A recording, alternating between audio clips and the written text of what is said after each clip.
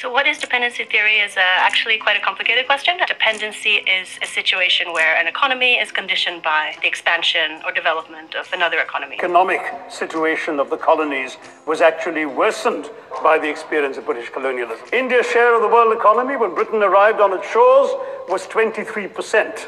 By the time the British left, it was down to below 4%. Why? Simply because India had been governed for the benefit of Britain. इससे पहले कि आप dependency theory को watch करें, understand करें, सबसे पहले आप इस लेक्चर को देखें। लिंक आपको वीडियो के एंड में मिल जाएगा या फिर डिस्क्रिप्शन बॉक्स में मिल जाएगा। Industrial revolution was a turning point that transformed the world. This is the lie of modernity. I think there's a common misconception in our society that just because something is modern and new, dependency theory का origin modernisation theory के reaction के रूप में होता है।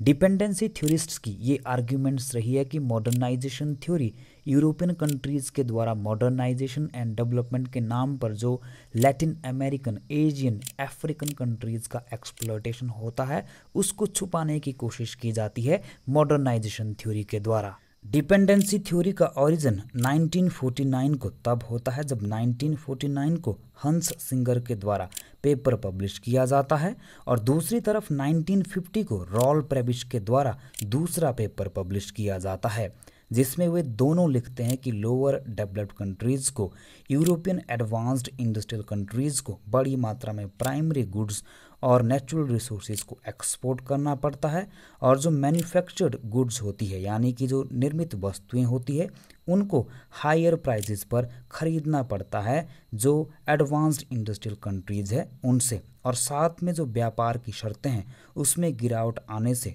Lower developed countries को under development का शिकार होना पड़ता है जिसे सिंपली प्रेबिश सिंगर हाइपोथेसिस कहा जाता है। हालांकि इससे पहले 1916 को लेनिन ने कहा था कि जो एडवांस्ड और जो कैपिटलिस्ट नेशंस है ये अंडर डेवलप्ड जो नेशंस हैं इनकी संपत्ति को एब्जॉर्ब कर लेंगे यानी कि उनके ऊपर कब्जा कर लेंगे, और इसके बाद एकेडमिक फॉर्म के रूप में डिपेंडेंसी थ्योरी की शुरुआत 1950-60 के दशक में लैटिन अमेरिका से होती है।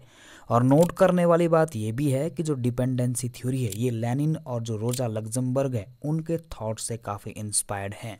अब हम ये समझ लेते हैं कि डिपेंडेंसी क्या होती है। इससे पहले कि हम डिपेंडेंसी को पॉलिटिकल लैंग्वेज में समझें, सबसे पहले हम डिपेंडेंसी को जनरल लेवल पे समझ लेते हैं। तो इसको हम एग्जाम्पल्स के थ्रू समझ लेते हैं। फर्स्ट एग्जाम्पल है कि मान लीजिए आप एक छोटे बच्चे हो तो आप फूड, क्लोथ्स, आपका जो लिविंग स्टैंडर्ड है उसके लिए आप अपने पेरेंट्स के ऊपर डिपेंडेंट करेंगे यानी कि निर्भर होंगे। वहीं एजुकेशन के लिए आप डिपेंडेंट होंगे अपने पेरेंट्स और टीचर्स के ऊपर।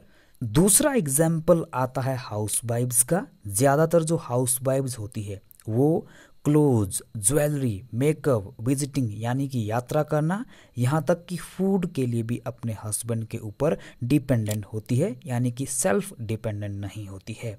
सिंपली जब कोई व्यक्ति अपने तरीके से खुद की ग्रोथ नहीं कर सकता है, डेवलपमेंट नहीं कर सकता है, उसे अपनी ग्रोथ के लिए, डेवलपमेंट के लिए किसी दूसरे के ऊपर डिपेंडेंट रहना पड़ता है तो उसको आप डिपेंडेंसी कह सकते हैं। इसका मतलब ये हुआ कि something that is dependent on something else. Political language में हम कह सकते हैं कि जब अंडर डेवलप्ड और जो लोअर डेवलप्ड कंट्रीज होती है खुद political, social, economic, industrial, technological, educational development नहीं कर पाती है और उन्हें खुद का डेवलपमेंट करने के लिए, ग्रोथ करने के लिए जो एडवांस्ड इंडस्ट्रियल कंट्रीज होती है उनके ऊपर डिपेंडेंट होना पड़ता है जिसे आप सिंपली डिपेंडेंसी कहते हैं।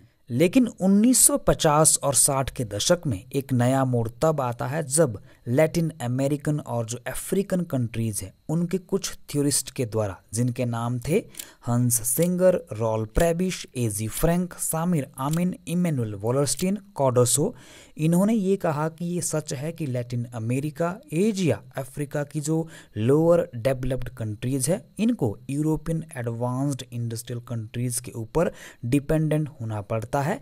लेकिन क्यों? इन्होंने सवाल उठाया कि क्यों इन्हें डिपेंडेंट होना पड़ता है, क्यों लैटिन अमेरिका, एशिया, अफ्रीका में low level of economic development पाया जाता है? ऐसा क्यों है कि Latin American, African, Asian countries under development का शिकार है? इन सभी थिंकर्स ने, थ्योरिस्ट ने इन सभी क्वेश्चंस का सिस्टेमेटिक व साइंटिफिक तरीके से आंसर देने की कोशिश की, जिसे सिंपली डिपेंडेंसी थ्योरी कहा जाता है। डिपेंडेंसी को डिफाइन करते हुए डॉस सैंटोस ने कहा था कि dependency is a situation in which economies of certain countries are conditioned by the development and expansion of other economies to which the former economies are subjected। इसका मतलब simple ये है कि जो डिपेंडेंसी होती है ये एक ऐसी सिचुएशन, एक ऐसी परिस्थिति होती है जिसमें कुछ कंट्रीज़ की जो इकोनॉमीज़ है उसको कंडीशन किया जाता है डेवलपमेंट और एक्सपेंशन के नाम पर जो दूसरी पावरफुल कंट्रीज़ होती है उनके द्वारा।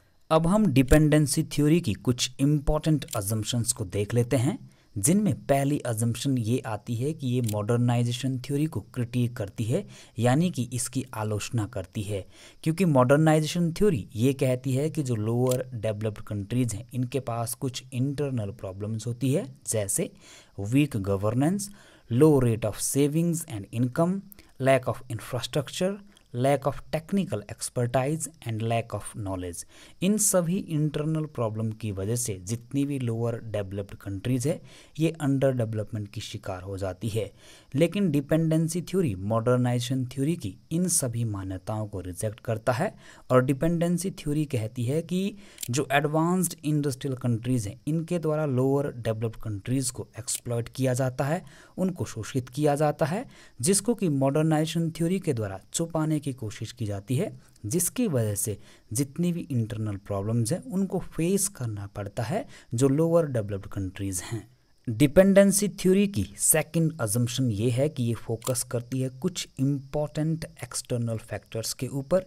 ये कहती है कि लोअर डेवलप्ड कंट्रीज़ अगर डेवलपमेंट नहीं कर पाती है तो उसके पीछे इंटरनल फैक्टर्स की बजाय कुछ एक्सटर्नल फैक्टर्स होते हैं, जैसे द कैपिटलिस्ट वर्ल्ड मार्केट। इसमें क्या होता है कि जो लोअर डेवलप्ड कंट्रीज़ है वे पार्टिसिपेट करती है और इनको एक्सप्लॉइट किया जाता है। दूसरा फैक्टर है unequal exchange and unfair trade.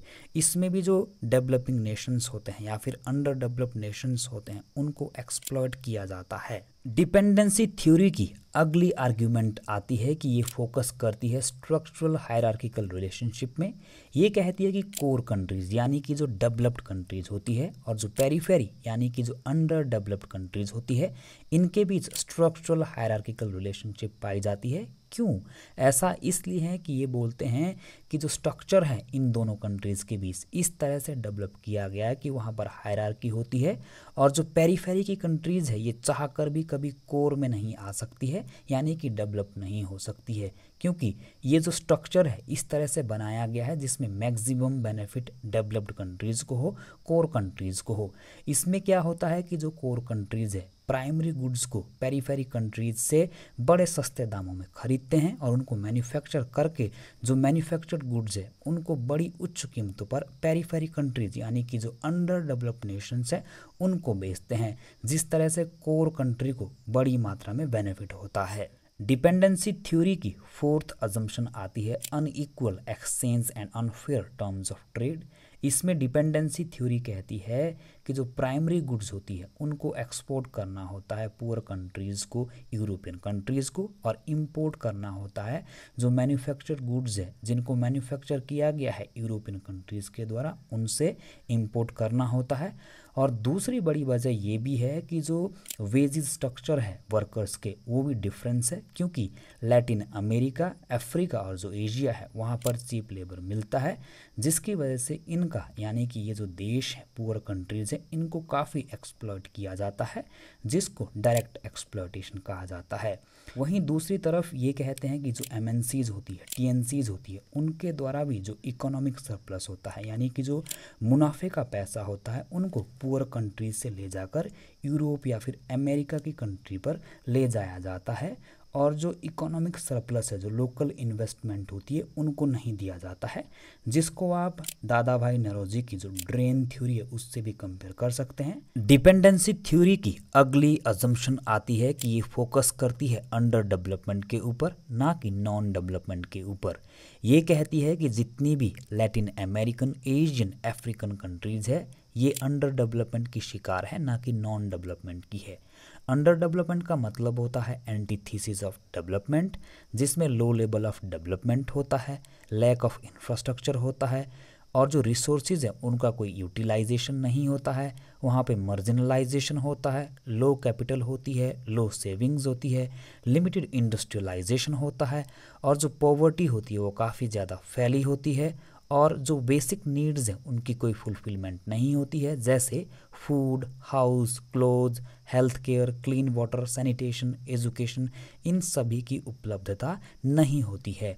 और नोट करने वाली बात ये भी है कि जो अंडर डेवलपमेंट का कॉन्सेप्ट है इसकी शुरुआत तब हुई थी जब 20 जनवरी 1949 को हैरी ट्रूमैन ने एक स्पीच दिया था, जिसमें इन्होंने डिक्लेयर किया था southern hemisphere is under developed area. Dependency theory की अगली फीचर या फिर अजम्पशन ये आती है कि ये कहता है कि नियो कॉलोनियलिज्म और नियो इंपीरियलिज्म एमर्ज हो गया है, जिसमें ये कहता है कि आजकल के दौर में जो MNCs है, TNCs है, उनके द्वारा अब जो पुअर कंट्रीज है उनको इनडायरेक्टली एक्सप्लॉइट किया जा रहा है, शोषित किया जा रहा है। वहीं डिपेंडेंसी थ्योरी की अगली विशेषता आती है कि ये फोकस करती है कैपिटलिस्ट वर्ल्ड इकोनॉमिक की, जिसमें ये कहती है कि इसमें जो पुअर कंट्रीज़ है यानी कि जो अंडर डेवलप्ड नेशन है ये पार्टिसिपेट करते हैं और इनको इसमें भी एक्सप्लॉइट किया जाता है, उनको पुअर बनाया जाता है, जानबूझकर उनको अंडर डेवलप्ड किया जाता है।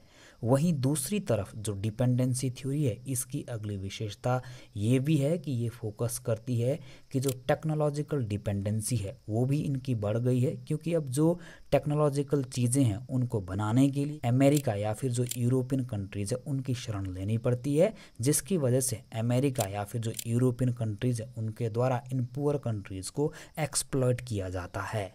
डिपेंडेंसी थ्योरी के अंतर्गत हम दो प्रकार के थिंकर्स को डिस्कस करते हैं। पहले इसमें आते हैं मार्क्सिस्ट और दूसरे इसमें आते हैं नॉन मार्क्सिस्ट। डिपेंडेंसी थ्योरी की पहली ट्रेडिशन आती है मार्क्सिस्ट। तो इनमें कुछ इम्पॉर्टेंट मार्क्सिस्ट स्कॉलर रहे हैं जो कि डिपेंडेंसी थ्योरी से जुड़े हुए हैं, जिनमें पहला नाम आता है एजी फ्रैंक का, दूसरा नाम आता है RM मरीनी का, तीसरा आता है कार्डोसो का और चौथा आता है डॉस सैंटोस का। वहीं दूसरी तरफ जो दूसरी ट्रेडिशन है ये है नॉन मार्क्सिस्ट, जो कि सीधी की सीधी जुड़ी हुई है ECLA स्कूल ऑफ थॉट। इसमें कुछ थिंकर्स आते हैं जिनमें पहला नाम आता है रॉल प्रेबिश का, दूसरा आता है ओसवाल्डो संकल का, तीसरा आता है फुटाडो का, अगला नाम आता है कैसेनोवा का और लास्ट नाम आता है एंद्रादे का। Economic commission of Latin America dependency theory के साथ जुड़ा हुआ है। तो जो नॉन मार्क्सिस्ट ट्रेडिशन रही है ये जुड़ी हुई है economic commission of Latin America के साथ। दूसरी बड़ी बात यह है कि इसकी फॉर्मेशन होती है 1948 को और इसका पूरा नाम है United Nations economic commission for Latin America and the Caribbean, जो कि 1984 को रीनेम्ड होता है जब कैरिबियन कंट्रीज को इसमें ऐड किया गया था। इसमें 46 मेंबरशिप है, जिनमें 20 लैटिन अमेरिका से हैं, 13 कैरेबियन है और जो 13 है वो आउट ऑफ द रीजन है और इसका हेडक्वार्टर चिले के सैंटियागो में है। अब हम डिपेंडेंसी थ्योरी के जितने भी इम्पोर्टेंट थिंकर्स रहे हैं उनको डिस्कस कर लेते हैं। तो इनमें पहला नाम आता है रॉल प्रेबिश का। तो रॉल प्रेबिश अर्जेंटीना के इकोनॉमिस्ट रहे हैं और की डिपेंडेंसी थ्योरिस्ट रहे हैं। दूसरी बड़ी बात यह है कि इन्होंने डिपेंडेंसी थ्योरी की फाउंडेशन रखी और 1950 में ये एग्जीक्यूटिव डायरेक्टर बन जाते हैं economic commission of Latin America school के। और ख़ास बात यह है कि इन्होंने एक टर्म यूज़ की पेरिफेरल कैपिटलिज्म और 1944 में इन्होंने दो इम्पोर्टेंट टर्म्स को कॉइन किया, जिनमें पहली टर्म आती है सेंटर, दूसरी आती है पेरीफेरी। सेंटर का मतलब होता है डेवलप्ड कंट्रीज़ और पेरीफेरी का मतलब होता है डेवलपिंग कंट्रीज़। और नोट करने वाली बात ये भी है कि रॉल प्रेबिश को जाना जाता है father of dependency theory. Raul Prebisch के कुछ इम्पॉर्टेंट वर्क्स रहे हैं, जिनमें पहला आता है change and development Latin America's great task, दूसरा आता है the economic development of Latin America and its principal problems, और तीसरा आता है commercial policy in the under development countries. दूसरे डिपेंडेंसी थ्योरिस्ट का नाम आता है एजी फ्रैंक। तो A G Frank German American sociologist रहे हैं, और दूसरी बड़ी बात यह है कि इन्होंने नोशन दिया डेवलपमेंट ऑफ अंडर डेवलपमेंट, जिसको हम बाद में अच्छे से समझेंगे। और इन्होंने अपने प्रमुख work capitalism and underdevelopment in Latin America, जो कि 1976 को पब्लिश होता है, इसमें इन्होंने चिले और ब्राज़ील की हिस्टोरिकल स्टडी की, और इन्होंने दो प्रकार की कंट्रीज़ की बात की, जिनमें पहली कंट्री आती है मेट्रोपोलिस और दूसरी आती है सैटेलाइट। मेट्रोपोलिस का मतलब होता है developed countries of the west, यानी कि जो एडवांस्ड इंडस्ट्रियल कंट्रीज़ है यूरोप की। वहीं सैटेलाइट कंट्रीज़ में आता है जो अंडर डेवलप्ड कंट्रीज़ है, जैसे लैटिन अमेरिका, एशिया और अफ्रीका की। एजी फ्रैंक ने अपनी प्रमुख कृति capitalism and underdevelopment in Latin America, इसमें इन्होंने डेवलपमेंट ऑफ अंडर डेवलपमेंट का कॉन्सेप्ट दिया। इसमें इन्होंने ये कहा कि जो underdevelopment of third world है, ये मैनिफेस्टेशन होता है अनइक्वल पावर रिलेशंस, जो कि ग्लोबल कैपिटलिस्ट स्ट्रक्चर में पाई जाती है। दूसरी तरफ इन्होंने ये कहा कि जो मेट्रोपोलिस यानी कि जो डेवलप्ड कंट्रीज़ होती है, उसमें जो कैपिटल डेवलपमेंट हुआ है, उससे सैटेलाइट यानी कि जो poor countries of Latin America, Asia, Africa है, वहाँ पर अंडर डेवलपमेंट हुआ है। और इस तरह का जो डेवलपमेंट है ये अनइक्वल है, इम्बैलेंस्ड है, डिपेंडेंट है। और सबसे बड़ी बात है कि इस तरह का जो डेवलपमेंट है ये यूरोपियन यानी कि जो वेस्ट यूरोपियन कंट्रीज़ है उनके हित में है। तो इसमें ये आगे कहते हैं कि जो मेट्रोपोलिस कंट्रीज़ है ये प्राइमरी गुड्स को सैटेलाइट कंट्रीज़ को इंपोर्ट करते हैं सस्ते दामों पर, और जो मैन्युफैक्चर्ड गुड्स होती है उनको एक्सपोर्ट करते हैं हाई प्राइसेस पर, जो पुअर कंट्रीज़ होती है। और इस तरह का जो डेवलपमेंट है ये एक्सप्लॉयटेटिव होता है, डिपेंडेंट होता है और कोर कंट्रीज़ के हित में होता है, जिसे simply development of underdevelopment कहा जाता है। एजी फ्रैंक ने अपनी प्रमुख कृति capitalism and underdevelopment in Latin America में कहा था कि there is a difference between non development and underdevelopment, developing countries are the victim of underdevelopment. Basically इसमें ये कह रहे हैं कि जो नॉन डेवलपमेंट है और जो अंडर डेवलपमेंट है इसमें डिफरेंस होता है, इसमें अंतर होता है, और जो विकासशील देश है ये बेसिकली अंडर डेवलपमेंट से ग्रसित हैं, पीड़ित हैं। वहीं दूसरी तरफ एजी फ्रैंक ने अपनी एक प्रमुख कृति जिसका टाइटल है lumpen bourgeoisie and lumpen development, dependency, class and politics in Latin America, जो कि 1972 को पब्लिश होती है। इसमें इन्होंने दो इम्पॉर्टेंट कॉन्सेप्ट को पॉपुलराइज किया। पहला है लम्पेन बर्गुआजीज और दूसरा है लम्पेन डेवलपमेंट। तो लम्पेन बर्गुआजीज एक ऐसी टर्म है जिसको कॉलोनियल सोशियोलॉजी में यूज़ की जाती है डिस्क्राइब करने के लिए members of the middle class and upper class, जिसमें आते हैं मर्चेंट्स, लॉयर्स एंड इंडस्ट्रियलिस्ट्स, जिनके पास लिटिल कलेक्टिव सेल्फ अवेयरनेस होती है, इकोनॉमिक बेस होता है, और जो सपोर्ट करते हैं जो कॉलोनियल मास्टर्स होते हैं उनको। हालांकि नोट करने वाली बात यह है कि इससे पहले भी ये जो शब्दावली है इसको यूज़ किया जा चुका है ल्यूकस के द्वारा, कॉयस्टलर के द्वारा, C.W. मिल्स के द्वारा, पॉल बैरन के द्वारा। और नोट करने वाली बात ये भी है कि इन्होंने यानी कि एजी फ्रैंक ने आगे डिस्कस किया कि किस तरह से जो लम्पेन डेवलपमेंट है लैटिन अमेरिका में वो होता है। एजी फ्रैंक के जितने भी वर्क्स आपको स्क्रीन पर दिखाई दे रहे हैं आप इनको अच्छे से नोट कर लें। तीसरे थिंकर का नाम आता है सामिर आमिन। तो सामिर Amini Egyptian French Marxian economist और पॉलिटिकल साइंटिस्ट और वर्ल्ड सिस्टम एनालिसिस्ट रहे हैं। दूसरी बड़ी बात यह है कि 1988 को इन्होंने यूरोसेंट्रिज्म शब्दावली को कॉइन किया और इन्होंने कुछ और इम्पॉर्टेंट कॉन्सेप्ट्स दिए जिनमें आता है unequal exchange and unequal development. और ख़ास बात ये भी है कि इन्होंने कुछ और स्टूडेंट्स के साथ मिलकर एक मैगज़ीन को पब्लिश किया जिसका टाइटल था एडुटियंस एंटी कॉलोनियलिस्टेस। और 1957 में इन्होंने अपनी पीएचडी थीसिस को प्रेजेंट किया, जिसका टाइटल था the origin of under development capitalist accumulation on a world scale. और इस थीसिस में इन्होंने ये कहा कि जो अंडर डेवलप्ड कंट्रीज़ है या फिर जो इकोनॉमीज़ हैं, इनको कंसिडर नहीं किया जाना चाहिए इंडिपेंडेंट यूनिट के रूप में, बल्कि ये जो है बिल्डिंग ब्लॉक के रूप में भूमिका निभाते हैं जो वर्ल्ड लेवल पे कैपिटलिस्ट वर्ल्ड इकोनॉमी है। और ख़ास बात ये भी है कि इन्होंने इस्लामिक वर्ल्ड में जो डिपेंडेंसी थ्योरी है इसको रिफाइंड किया। वहीं दूसरी तरफ सामिर आमीन ने एशिया, अफ्रीका और जो अरब वर्ल्ड की कंट्रीज़ रही है उसकी कॉम्प्रिहेंसिव स्टडी की, और इन्होंने जो पेरीफेरी कंट्रीज़ है उसकी इन्होंने दो प्रकार की डिपेंडेंसीज की बात की, जिनमें पहली डिपेंडेंसी आती है एक्सटर्नल डिपेंडेंसी और दूसरी आती है कमर्शियल डिपेंडेंसी।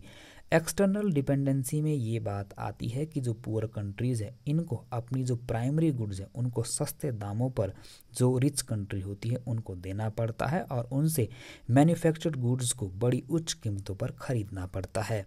वहीं दूसरी तरफ जो कमर्शियल डिपेंडेंसी है इसमें ये होता है कि जो डेवलप्ड कंट्रीज़ है ये जो कैपिटल होती है यानी कि जो फॉरेन कैपिटल होती है उसको इन्वेस्ट करते हैं पुअर कंट्रीज़ में, और उससे जो भी बेनिफिट मिलता है, जो भी लाभ मिलता है उसको वे अपने देशों में यानी कि डेवलप्ड कंट्रीज़ में ले जाते हैं, जिसको कि सिंपली कमर्शियल डिपेंडेंसी कहा जाता है। अब हम सामिर आमीन के एक इम्पॉर्टेंट कॉन्सेप्ट को डिस्कस कर लेते हैं जिसका नाम है unequal exchange and unequal development. तो ये जो कॉन्सेप्ट है इसको सामिर आमीन ने अपनी प्रमुख कृति an essay on the social formations of peripheral capitalism जो कि 1976 को पब्लिश होती है इसमें दिया था। और अनइक्वल एक्सचेंज का मतलब होता है एक्यूमुलेशन ऑफ वेल्थ यानी कि जो संपत्ति है उसका संचय। और दूसरी बड़ी बात यह है कि जो अनइक्वल एक्सचेंज है ये बेस्ड है ग्लोबल लॉ ऑफ वैल्यू के ऊपर। और दूसरी बड़ी बात यह है कि सामिर आमीन कहते हैं कि जो ग्लोबल लॉ ऑफ वैल्यूज़ है ये क्रिएट करता है super exploitation of the periphery, यानी कि जो पेरीफेरी कंट्रीज़ है इनका सुपर यानी कि बहुत ज़्यादा एक्सप्लॉयटेशन होता है, और जो कोर कंट्रीज़ है इनकी मोनोपोली रहती है कुछ चीज़ों के ऊपर जैसे technology, finance, military power, ideological और जो मीडिया प्रोडक्शन है और जो नेचुरल रिसोर्सेज है। और दूसरी बड़ी बात ये भी है कि आमीन ने एक इम्पॉर्टेंट शब्दावली को यूज़ किया था जिसका नाम है डीलिंकिंग। इसका मतलब ये है कि जो वर्ल्ड कैपिटलिस्ट इकोनॉमी होती है उसमें से जो पुअर कंट्रीज़ है खुद को डीलिंक करें क्योंकि इसमें उनका शोषण होता है, एक्सप्लॉयटेशन होता है। सामिर आमीन का अगला इम्पॉर्टेंट कॉन्सेप्ट आता है मोनोपोली कैपिटलिज्म। तो इस कॉन्सेप्ट में ये कहते हैं कि जो कैपिटलिज्म और जो इम्पीरियलिज्म रहा है ये तब रीच करता है जब 16th सेंचुरी में अमेरिका में कॉन्क्वेस्ट होता है, और आज तक जो ये रहा है इसको रेफर किया जाता है मोनोपोली कैपिटलिज्म। और सबसे बड़ी बात यह है कि जो कोर और पेरीफेरी कंट्री के बीच जो पोलराइजेशन हुआ है इसको एक फेनोमेनन यानी कि घटना माना जाता है हिस्टोरिकल कैपिटलिज्म में। और दूसरी बड़ी बात यह है कि हिस्टोरिकली इन्होंने 3 इम्पोर्टेंट फेजेस की बात की है जिनमें पहला आता है मर्केंटलिज्म, दूसरा आता है एक्सपेंशन और तीसरा आता है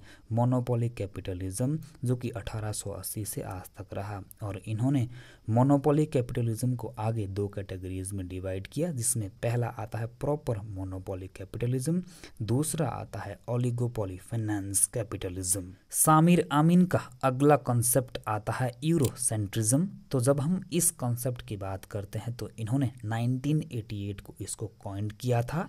दूसरी बड़ी बात यह है कि यूरोसेंट्रिज्म का मतलब ये होता है कि एक ऐसा वर्ल्ड व्यू या फिर बिलीफ जिसमें ये माना जाता है कि यूरोप ही प्राइमरी इंजन है, आर्किटेक्ट है वर्ल्ड हिस्ट्री का, होम ऑफ सिविलाइजेशन है, model of progress and development है, मॉडर्नाइजेशन भी यहीं से शुरू हुआ, रीजन, साइंस और जो नॉलेज है वो भी इसी की देन है। जबकि सामिर आमीन ने इस नोशन को रिजेक्ट किया और इन्होंने ये कहा कि ये जो एरिया है यानी कि जो वेस्टर्न यूरोप है या जो यूरोपियन सिविलाइजेशन है इसको कुछ एक्सीडेंटल एडवांटेजेस थे जिसकी वजह से यहाँ पर सबसे पहले कैपिटलिज्म का डेवलपमेंट हुआ।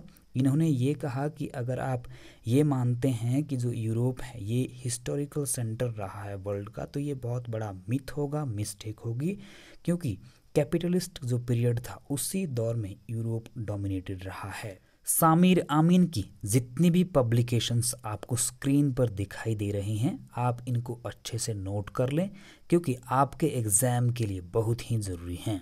अगले थिंकर का नाम आता है हंस सिंगर। तो Hans Singer German born British development economist रहे हैं और सबसे बड़ी बात यह है कि ये जाने जाते हैं प्रेविश सिंगर थीसिस के लिए, जिसकी ये मान्यता रही है कि जो ट्रेड की टर्म्स होती है ये अगेंस्ट होती है जो प्राइमरी गुड्स को प्रोड्यूस करते हैं, यानी कि जो पुअर कंट्रीज़ है उनके द्वारा जो प्राइमरी गुड्स को प्रोड्यूस किया जाता है उसके अगेंस्ट ट्रेड की टर्म्स होती है। और ख़ास बात ये भी है कि हंस सिंगर प्राइमरी फिगर रहे हैं हेटेरोडॉक्स इकोनॉमिक्स के और ये एसोसिएटेड है इकोनॉमिक स्ट्रक्चरलिज्म के साथ। हंस सिंगर की जितनी भी पब्लिकेशन आपको स्क्रीन पर दिखाई दे रही हैं इनको भी आप अच्छे से नोट कर लें। फिफ्थ थिंकर का नाम आता है एफ.एस. कार्डोसो का। तो Fernando Henry Cardoso Brazilian sociologist रहे हैं, पॉलिटिकल साइंटिस्ट रहे हैं, प्रोफेसर रहे हैं और पॉलिटिशियन रहे हैं जिन्होंने ब्राज़ील के 34th प्रेसिडेंट के रूप में कार्यभार संभाला। और सबसे बड़ी बात यह है कि ये डिपेंडेंसी थ्योरी के मोस्ट इम्पोर्टेंट थिंकर माने जाते हैं जिनकी रिसर्च स्लेवरी और पॉलिटिकल थ्योरी के ऊपर रही है और इन्होंने कॉन्सेप्ट दिया डिपेंडेंट डेवलपमेंट का, जिसको हम अगली स्लाइड में डिस्कस करेंगे। अब हम डिपेंडेंट डेवलपमेंट को अच्छे से डिस्कस कर लेते हैं। तो कार्डोसो और एंजो फेलेटो ने अपनी book dependency and development in Latin America जो कि 1979 को पब्लिश होती है, इसमें इन्होंने इस कॉन्सेप्ट को दिया था। ये दोनों आर्ग्यू करते हैं कि किस तरह से पेरीफेरी कंट्रीज़ को चीप रेट पर प्राइमरी गुड्स को कोर कंट्रीज़ को एक्सपोर्ट करना होता है और उनसे मैन्युफैक्चर्ड गुड्स को हाई प्राइसेस पर बाई करना होता है। ये वर्ल्ड को दो लेवल यानी कि नॉर्थ और साउथ में डिवाइड करते हैं और कहते हैं कि जो नॉर्थ नेशन है ये इकोनॉमिक पावर हाउस है, जबकि साउथ में लैटिन अमेरिकन, एशियन, अफ्रीकन जो कि पुअर कंट्रीज़ है वो आती है। हालांकि डिपेंडेंसी थ्योरिस्ट्स इस बात को मानते हैं कि लैटिन अमेरिकन जो कंट्रीज़ हैं इनका डेवलपमेंट यूरोपियन एक्सपेंशन और जो अमेरिकन कैपिटलिज्म है उसके साथ लिंक्ड है, बट ये अनइवन डेवलपमेंट है, डिपेंडेंट डेवलपमेंट है जिसमें लैटिन अमेरिकन कंट्रीज़ को नॉर्थ कंट्रीज़ के ऊपर डिपेंडेंट होना पड़ता है। कार्डोसो की जितनी भी स्क्रीन पर आपको पब्लिकेशंस दिखाई दे रही है इनको आप अच्छे से नोट कर लें। अगले थिंकर का नाम आता है ओसवाल्डो संकेल। तो ओसवाल्डो संकेल चिलियन डिपेंडेंसी थ्योरिस्ट रहे हैं और सबसे बड़ी बात यह है कि इन्होंने वर्क किया लैटिन अमेरिकन इकोनॉमिक डेवलपमेंट के ऊपर और 1960-70 के दशक में ओसवाल्डो संकेल डिपेंडेंसी थ्योरी से जुड़े रहे, इनका इसमें इंटरेस्ट रहा और 1980 के दशक में इन्होंने कंट्रीब्यूट किया founding of Latin American neo structuralism में। और ख़ास बात यह है कि मॉडर्नाइजेशन थ्योरी को इन्होंने क्रिटिसाइज़ किया और इन्होंने जो डिपेंडेंशिया है उसकी दो इम्पॉर्टेंट फीचर्स की बात की। पहली फीचर आती है डिवीज़न बिटवीन इंडस्ट्रियल डेवलपमेंट और दूसरी तरफ जो अंडर डेवलप्ड और पुअर नेशन हैं उनके बीच डिवीज़न पाया जाता है, ये कहते हैं। और दूसरा ये कहते हैं कि differentiation polarization within an under developed countries, यानी कि जो अंडर डेवलप्ड कंट्रीज़ होती हैं उनके बीच भी डिफरेंशिएशन पाया जाता है, पोलराइजेशन पाया जाता है। ओसवाल्डो संकेल की जितनी भी पब्लिकेशंस आपको स्क्रीन पर दिखाई दे रही है इनको आप अच्छे से नोट कर लें। वहीं दूसरी तरफ कैसनोवा मैक्सियन सोशोलॉजिस्ट रहे हैं, हिस्टोरियन रहे हैं और मैक्सिकन लॉयर रहे हैं और इन्होंने एक इम्पॉर्टेंट कॉन्सेप्ट दिया जिसका नाम है इंटरनल कॉलोनियलिज्म। इसको हम अगली स्लाइड में अच्छे से डिस्कस करेंगे और स्क्रीन पर जितनी भी आपको इनकी पब्लिकेशंस दिखाई दे रही है आप इनको अच्छे से नोट कर लें।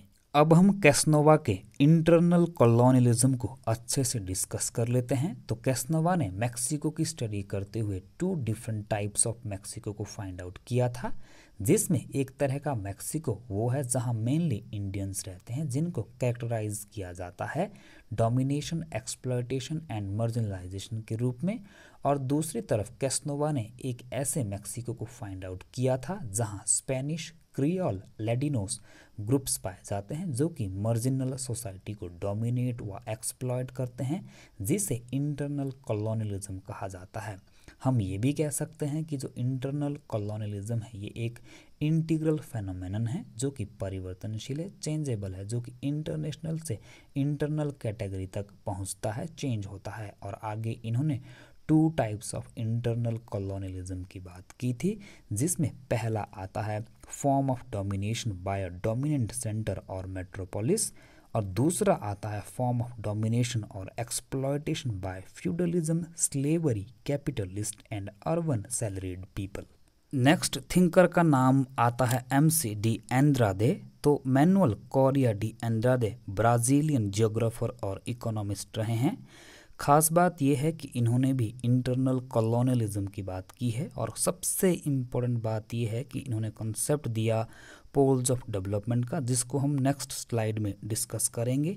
इनके कुछ वर्क्स रहे हैं जिनमें पहला आता है space, polarization and development, the theory of 2 development poles and the north eastern reality, और दूसरा आता है और revolution of 30 from the old republic to the new state.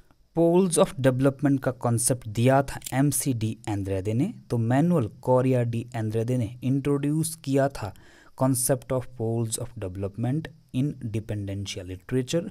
और दूसरी बड़ी बात यह है कि इन्होंने ब्राज़ील की स्टडी करते हुए ब्राज़ील में कुछ इम्पोर्टेंट पोल्स ऑफ डेवलपमेंट को आइडेंटिफाई किया था। हालांकि इन्होंने ये कहा था कि ब्राज़ील जैसे देश में डेवलपमेंट नहीं हुआ है, उसके पीछे ये है कि इस तरह की कंट्रीज़ को डिपेंडेंट रहना पड़ता है दूसरी जो एडवांस्ड इंडस्ट्रियल कंट्रीज़ है। और ख़ास बात ये भी है कि इन्होंने कहा कि जो पोल्स ऑफ डेवलपमेंट है इसकी वजह से अनइक्वल और जो अनइवन डेवलपमेंट है वो हुआ है। 9th थिंकर का नाम आता है सेल्सो फुटाडो। तो सेल्सो फुटाडो ब्राज़ीलियन इकोनॉमिस्ट थिंकर रहे हैं, और सबसे बड़ी बात यह है कि इनको 20th सेंचुरी के मोस्ट इंटेलेक्चुअल थिंकर के रूप में देखा जाता है। और इनका जो वर्क रहा है ये फोकस करता है डेवलपमेंट एंड अंडर डेवलपमेंट के ऊपर, और इन्होंने रॉल प्रेबिश के साथ इकोनॉमिक स्ट्रक्चरलिज्म को डेवलप किया, यानी कि जो स्ट्रक्चरल डेवलपमेंट थ्योरी है उसको प्रपाउंड किया। एक्सटर्नल डिपेंडेंसी को डिफाइन करते हुए Celso Furtado argued that class structure combined with consumer-oriented import substitution industrialization policies produce what he describes as peripheral capitalism. What such peripheral capitalism depends to a large extent on outsiders for transformation of local economy, and this is what he defines external dependence. इसका मतलब ये है कि फुटाडो कहते हैं कि जो peripheral capitalism है, यानी कि जो पुअर कंट्रीज़ है उनका जो पूंजीवाद है, संपत्ति है, वो डिपेंड करती है जो एक्सटर्नल डिपेंडेंसी होती है। क्योंकि जो एक्सटर्नल कंट्रीज़ है वो लोकल जो कंट्रीज़ होती है यानी कि पुअर कंट्रीज़ है, वहाँ पर कैपिटल को इन्वेस्ट करके जो पैसा है वो सारा का सारा ट्रांसफॉर्म कर जाते हैं अपनी देश में, अपनी कंट्री में, जिसको इन्होंने एक्सटर्नल डिपेंडेंस कहा है। डेवलपमेंट एंड अंडर डेवलपमेंट को डिफाइन करते हुए सेल्सो फुटाडो ने फेमसली कहा था कि development and underdevelopment are the part of the same historical process, just different sides of the same coin of the global system. Furtado की जितनी भी राइटिंग्स आपको स्क्रीन पर दिखाई दे रही है, आप इनको अच्छे से नोट कर लें। अगले थिंकर का नाम आता है RM मरीनी। तो रूई माउरो मरीनी ब्राज़ीलियन इकोनॉमिस्ट थिंकर रहे हैं, सोशियोलॉजिस्ट रहे हैं। दूसरी बड़ी बात यह है कि इनको इंटरनेशनली जाना जाता है क्रिएटर ऑफ डिपेंडेंसी थ्योरी, और दूसरी बड़ी बात यह भी है कि इन्होंने लैटिन अमेरिका में इकोनॉमिक डेवलपमेंट के ऊपर काम किया, और इन्होंने कॉन्सेप्ट दिया सब इम्पीरियलिज्म का, जिसको हम नेक्स्ट स्लाइड में डिस्कस करेंगे। और इनका प्रमुख वर्क रहा है द डायलेक्टिक ऑफ डिपेंडेंसी। सब इंपीरियलिज्म के कॉन्सेप्ट को दिया जाता है रूई माउरो मरीनी के द्वारा 1969 को, और इन्होंने इसको ब्राज़ील के संदर्भ में डेवलप करने की कोशिश की। इन्होंने ये कहा कि ब्राज़ील में जो मिलिट्री रूल एस्टेब्लिश हुआ है उसने ब्राज़ीलियन कैपिटलिज्म को सुपर एक्सप्लॉयटेटिव बना दिया है, और दूसरी तरफ ये कहते हैं कि जो कैपिटल है वो ऐसे लोगों के हाथों में संचित हो गया है जिनका मीन्स ऑफ प्रोडक्शन के ऊपर कंट्रोल है, अधिकार है, और दूसरी तरफ जो आम जनता है वो पॉवर्टी की शिकार है, जिसको इन्होंने सब इंपीरियलिज्म कहा। और दूसरी तरफ फ्रैंक ने भी जो सब इंपीरियलिज्म है इसको आइडेंटिफाई करने की कोशिश की कुछ डेवलपिंग कंट्रीज़ में, जिनके नाम हैं इंडिया, ईरान और इजराइल। अगले थिंकर का नाम आता है वॉल्टर रॉडनी। तो Walter Rodney Guyanese historian, political activist और एकेडमिशियन रहे हैं। इन्होंने 1972 में एक इम्पॉर्टेंट वर्क को पब्लिश किया जिसका टाइटल था how Europe under developed Africa, जिसमें इन्होंने ये बताने की कोशिश की कि अफ्रीका को किस तरह से यूरोपियन इम्पीरियलिस्ट के द्वारा एक्सप्लॉइट किया जाता है, और इन्होंने ये कहा कि इसकी वजह से अफ्रीका जैसे कॉन्टिनेंट में अंडर डेवलपमेंट का एमरजेंस हो गया है, और इन्होंने अफ्रीका में जो अंडर डेवलपमेंट है इसको भी क्वेश्चन किया। वहीं दूसरी तरफ बॉल्डन फ्लोरेस बेलो फिलिपिनो एकेडमिशियन रहे हैं जिन्होंने सर्व किया member of the house of representative of the Philippines, और ख़ास बात यह है कि इन्होंने स्टडी की ग्लोबलाइजेशन के ऊपर, डी ग्लोबलाइजेशन के ऊपर और ग्लोबल साउथ के ऊपर। इनके कुछ नोटेबल वर्क्स रहे हैं। जितने भी वर्क आपको स्क्रीन पर दिखाई दे रहे हैं आप इनको अच्छे से नोट कर लें। अगले थिंकर का नाम आता है पॉल स्विजी। तो Paul Sweezy US Marxist economist रहे हैं। दूसरी बड़ी बात यह है कि ये जाने जाते हैं इनका जो कंट्रीब्यूशन रहा है इकोनॉमिक थ्योरी के रूप में, और ये मिड 20th सेंचुरी के लीडिंग मार्क्सियन इकोनॉमिस्ट के रूप में जाने जाते हैं। और ख़ास बात ये भी है कि इन्होंने कॉन्सेप्ट दिया मोनोपोलाइज्ड कैपिटलिज्म को, और ये कॉन्सेप्ट इन्होंने दिया पॉल वेरेन के साथ। इनके जितने भी वर्क्स आपको स्क्रीन पर दिखाई दे रहे हैं आप अच्छे से नोट कर लें। डिपेंडेंसी थ्योरी में अगला नाम आता है कुनिवर्ट राफर का। तो ये डेवलपमेंट रिसर्चर रहे हैं और इन्होंने अनइक्वल एक्सचेंज इन आईआर में कंट्रीब्यूशन दिया, और डिपेंडेंसी थ्योरी में भी इन्होंने कंट्रीब्यूशन दिया। इनके जितने भी वर्क्स आपको दिखाई दे रहे हैं आप अच्छे से नोट कर लें। अगले थिंकर का नाम आता है रोनाल्ड चिलकोटे। तो ये यूएस पॉलिटिकल इकोनॉमिस्ट रहे हैं और इन्होंने 1974 से सर्व किया as managing editor of the academic journal Latin American perspectives. और ख़ास बात ये भी है कि इनका मेन रिसर्च एरिया रहा है ब्राज़ील के ऊपर, पोर्तुगल के ऊपर, और जो फॉर्मर पोर्तुगीज़ कॉलोनीज है अफ्रीका में उनके ऊपर। साथ में इन्होंने comparative politics, political economy and developmental theory के ऊपर भी काम किया। वहीं दूसरी तरफ चिलकोटे ने डिपेंडेंशियल लिटरेचर में 4 इम्पॉर्टेंट टेंडेंसीज को आइडेंटिफाई किया, जिसमें पहला आता है development of under development thesis, जिसको कि एजी फ्रैंक ने दिया। दूसरा इसमें आता है डिपेंडेंट डेवलपमेंट थीसिस, जो कि कार्डोसो ने दिया। और तीसरा इसमें आता है न्यू डिपेंडेंसी थीसिस, जिसको कि डॉस सैंटोस ने दिया। और फोर्थ इसमें आता है इंपीरियलिज्म डिपेंडेंसी लिंकेजेस, जिसको कि वेरेन और स्विजी ने दिया। रोनाल्ड चिलकोटे के जितने भी वर्क्स आपको स्क्रीन पर दिखाई दे रहे हैं आप इनको अच्छे से नोट कर लें। अगले थिंकर का नाम आता है डॉस सैंटोस, जो कि ब्राज़ीलियन इकोनॉमिस्ट और डिपेंडेंसी थ्योरिस्ट रहे हैं। और सबसे बड़ी बात यह है कि इन्होंने कॉन्सेप्ट दिया न्यू डिपेंडेंसी थ्योरी का, और इन्होंने सपोर्ट किया वर्ल्ड सिस्टम थ्योरी को। और ख़ास बात यह भी है कि इन्होंने वर्क किया थ्योरी ऑफ इकोनॉमिक साइंस के ऊपर, the long term dynamics of capitalism and the world system theory. और ख़ास बात यह भी है कि इन्होंने एक कॉन्सेप्ट दिया जिसका टाइटल है प्लैनेटरी सिविलाइजेशन। इनका प्रमुख वर्क रहा है क्राइसिस ऑफ कंटेम्प्रेरी कैपिटलिज्म, जो कि 1976 को पब्लिश होता है। अब हम न्यू डिपेंडेंसी थ्योरी को अच्छे से डिस्कस कर लेते हैं। तो इसको फॉर्मुलेट किया जाता है डॉस सेंटोस के द्वारा। न्यू डिपेंडेंसी थ्योरी ये कहती है कि जो डोमिनेशन है मल्टीलेटरल कॉर्पोरेशन का वो सेकेंड वर्ल्ड वॉर के बाद बढ़ गया था। और ये थ्योरी ये भी कहती है कि जो आल कंट्रीज़ हैं इनको एक्सप्लॉइट किया जाता है आल मल्टीलेटरल कंपनीज़ के द्वारा। और जो नियो डिपेंडेंसी थ्योरी है इसको जाना जाता है नियो कॉर्पोरेटिज्म के रूप में। डिपेंडेंसी थ्योरी के लास्ट में अब लास्ट थिंकर का नाम आता है इमैनुअल वॉलरस्टीन का। तो इमैनुअल वॉलरस्टीन अमेरिकन सोशियोलॉजिस्ट रहे हैं और वर्ल्ड सिस्टम एनालिसिस्ट रहे हैं। दूसरी बड़ी बात यह है कि इन्होंने रॉल प्रेबिश के जो आइडियाज़ हैं इनको रिवाइज़ किया और इन्होंने कहा कि जो डेवलपिंग नेशंस है ये भी डेवलप्ड कंट्रीज़ के रूप में अपने आप को विकसित कर सकते हैं, यानी कि डेवलप्ड नेशन की श्रेणी में आ सकते हैं। और ख़ास बात ये भी है कि मार्क्सियन अप्रोच के अंतर्गत इन्होंने वर्ल्ड सिस्टम का एनालिसिस किया और इन्होंने सोसाइटीज़ को दो भागों में बांटा, जिनमें पहला आता है ट्रेडिशनल सोसाइटी और दूसरा आता है मॉडर्न सोसाइटीज़। ट्रेडिशनल सोसाइटीज़ आती है प्री कैपिटलिस्ट मोड में और मॉडर्न सोसाइटीज़ आती है modern capital mode of production में। वहीं दूसरी तरफ इमैनुअल वॉलरस्टीन ने जो कंट्रीज़ हैं इनको 3 कैटेगरीज में डिवाइड किया। पहली आती है कोर, दूसरी आती है सेमी पेरीफेरी और तीसरी आती है पेरीफेरी। कोर कंट्रीज़ की कुछ विशेषताएं हैं, जिनमें पहली विशेषता आती है वेलफेयर स्टेट, दूसरी आती है डेमोक्रेटिक गवर्नमेंट, तीसरी आती है हाईली इंडस्ट्रियलाइज्ड, चौथी आती है अर्बनाइजेशन, पांचवी आती है इंपोर्ट प्राइमरी गुड्स और छठी आती है एक्सपोर्ट मैन्युफैक्चर्ड गुड्स।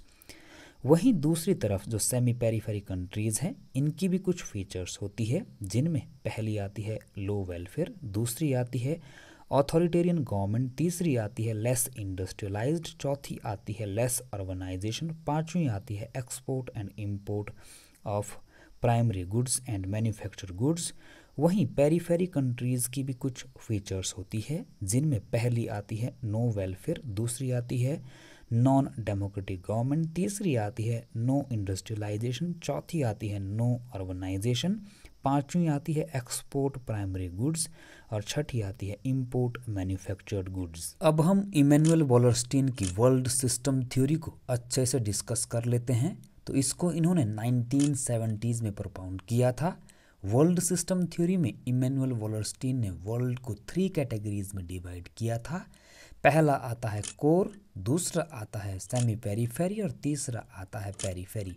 कोर में डेवलप्ड नेशंस आते हैं, सेमी पेरीफेरी में डेवलपिंग नेशंस आते हैं और पेरीफेरी में अंडर डेवलप्ड नेशंस आते हैं। इसमें इमैनुअल वॉलरस्टीन ये कहते हैं कि वर्ल्ड में कोर कंट्रीज के द्वारा दोनों कंट्रीज से प्राइमरी गुड्स को इंपोर्ट करके उन्हें मैन्युफैक्चर्ड किया जाता है और हाई प्राइजेस पर सेमी पेरीफेरी व पेरीफेरी कंट्रीज को बेचा जाता है। इस तरह से कोर के द्वारा दोनों कंट्रीज को एक्सप्लॉइट किया जाता है। वहीं दूसरी तरफ सेमी पेरीफेरी कंट्रीज के द्वारा पेरीफेरी से प्राइमरी गुड्स को इंपोर्ट किया जाता है और उन्हें मैन्युफैक्चर्ड करके हाई प्राइसेस पर पेरीफेरी कंट्रीज को बेचा जाता है। इस तरह से जो पेरीफेरी कंट्रीज है दोनों कोर और सेमी पेरीफेरी के द्वारा एक्सप्लॉइट की जाती है। इमैनुअल वॉलरस्टीन के जितने भी आपको स्क्रीन पर वर्क्स दिखाई दे रहे हैं आप इनको अच्छे से नोट कर लें। अब हम डिपेंडेंसी थ्योरी को क्रिटिकली एनालाइज कर लेते हैं। तो इसके क्रिटिसिज्म का पहला पॉइंट ये बनता है कि इसको क्रिटिसाइज किया जाता है बोथ मार्क्सिस्ट और नॉन मार्क्सिस्ट के द्वारा। फॉर एग्जाम्पल के लिए जो भी मार्क्सिस्ट और नॉन मार्क्सिस्ट रहे हैं इन्होंने डिपेंडेंसी थ्योरी को थियोरेटिकल पर्सपेक्टिव के लिए क्रिटिसाइज किया है। फॉर एग्जाम्पल के लिए विल वॉरेन ने कहा था कि dependency thinkers have failed to recognize the historically progressive nature as well as revolutionary dynamics of capitalism। Criticism का दूसरा पॉइंट ये आता है कि wrong interpretation of world capitalist economy. Dependency theory ने वर्ल्ड कैपिटलिस्ट इकोनॉमी के बारे में गलत अवधारणा दी थी। इन्होंने ये कहा था कि डेवलपमेंट पॉसिबल नहीं है जो वर्ल्ड कैपिटलिस्ट इकोनॉमी है उसके अंडर, लेकिन इसको गलत प्रूव किया 1970s और 80s में साउथ कोरिया, ताइवान, हांगकांग और सिंगापुर जैसे कंट्रीज़ ने, जिन्होंने इंडस्ट्रियलाइजेशन को प्राप्त किया। इंडिया और इन साउथ एशियन कंट्रीज को जाना जाता है एशियन टाइगर इकोनॉमीज। क्रिटिसिज्म का तीसरा पॉइंट ये आता है कि जो डिपेंडेंसी थ्योरी है ये एम्बिगियस आइडियोलॉजी है, इसके जो थॉट है ये स्पष्ट नहीं है, ये पैराडॉक्सिकल है। और ऐसा इसलिए है क्योंकि बहुत सारे थिंकर्स ये कहते हैं कि जो मान्यताएं मॉडर्नाइजेशन थ्योरी ने रखी वही मान्यताएं इसकी है। ऐसा इसलिए है क्योंकि जिस तरह से मॉडर्नाइजेशन ने ग्रोथ एंड डेवलपमेंट की बात की थी, उसी तरीके से जो डिपेंडेंसी थ्योरी है ये भी ग्रोथ एंड डेवलपमेंट की बात करती है। डिपेंडेंसी थ्योरी के क्रिटिसिज्म का अगला पॉइंट ये आता है question mark on socialism as an alternate for overcoming dependency situation. Basically point ये है कि जो डिपेंडेंसी थ्योरी है, जो डिपेंडेंसी सिचुएशन है, इसके अल्टरनेट के रूप में ये सोशलिज्म को देखता है, लेकिन ये फेल हो गए हैं। क्यों? क्योंकि इन्होंने ये नहीं बताया कि सोशलिज्म को इन कंट्रीज़ में जो पुअर नेशन हैं कैसे एस्टैब्लिश करना है। फॉर एग्जांपल के लिए जो कार्डोसो है उन्होंने भी स्ट्रगल की बात की, सोशल मूवमेंट्स की बात की, लेकिन इन्होंने ये नहीं बताया कि जो एक्सप्लॉइटेड क्लासेस हैं उनका क्या रोल होगा। वहीं दूसरी तरफ फ्रैंक ने रेवोल्यूशनरी डिस्ट्रक्शन ऑफ बुर्जुआजीज कैपिटलिज्म की बात की, जिसको कि रिप्लेस किया जाएगा सोशलिस्ट डेवलपमेंट के द्वारा। लेकिन प्रॉब्लम ये है कि इन्होंने जो है स्ट्रेटजीज और जो ट्रांजिशन है सोशलिज्म को स्थापित करने की उसको नहीं बताया। तो इस तरह से हम इसको जो है एक पैराडॉक्सिकल कह सकते हैं या आप आधी अधूरी कह सकते हैं। डिपेंडेंसी थ्योरी के क्रिटिसिज्म का अगला पॉइंट आता है कि इसको क्रिटिसाइज किया जाता है जॉन टेलर के द्वारा। जॉन टेलर ने डेवलपमेंट को एक्सप्लेन करने की कोशिश की लैटिन अमेरिका में in terms of modes of production approach. और दूसरी बड़ी बात यह है कि इन्होंने डिपेंडेंसी थ्योरी को सोशियोलॉजिकल फैंटेसी कहा, जबकि जो अंडर डेवलपमेंट है इसको इन्होंने बोथ इकोनॉमिक एंड टेलियोलॉजिकल कहा।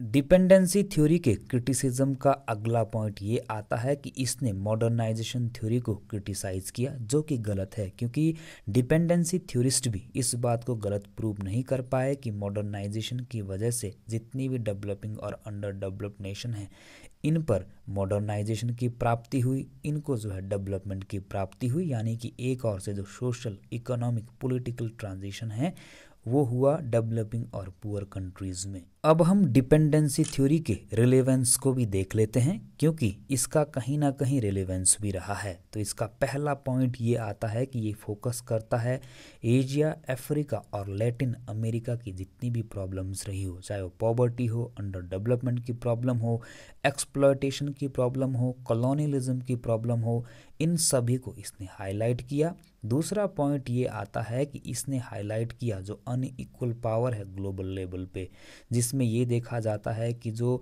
नॉर्थ की कंट्रीज़ है वो पावरफुल है, डेवलपमेंट है, जबकि जो साउथ की कंट्रीज़ हैं इनके पास कोई पावर नहीं है। वहीं तीसरा पॉइंट ये आता है कि ये एक साइंटिफिक इफेक्टिव एनालिसिस माना जाता है, जिसने कोर और पेरिफेरी के द्वारा ये समझाने की कोशिश की कि किस तरह से जो डेवलप्ड नेशन है उनके द्वारा जो गरीब, यानी कि जो लैटिन अमेरिका, एशिया, अफ्रीका के गरीब देश हैं उनको किस तरह से एक्सप्लॉइट किया जाता है। और इसका फोर्थ पॉइंट ये आता है कि जो IMF हेजेमनी है उसको भी ये चेक करने की कोशिश करता है, क्योंकि IMF इन सभी राष्ट्रों को विकास करने के लिए बड़ी उच्च कीमतों पर लोन देता है, जिसकी वजह से न्यू हेजेमनी हो गई है या फिर न्यू डिपेंडेंसी हो गई है। तो इस तरह से इसकी रिलेवेंस बढ़ जाती है। इसी के साथ डिपेंडेंसी का हमारा जो ये लेक्चर है ये ख़त्म होता है। आई होप आपने इस लेक्चर को एडुटेन किया होगा। लेक्चर को देखने के लिए दिल से धन्यवाद।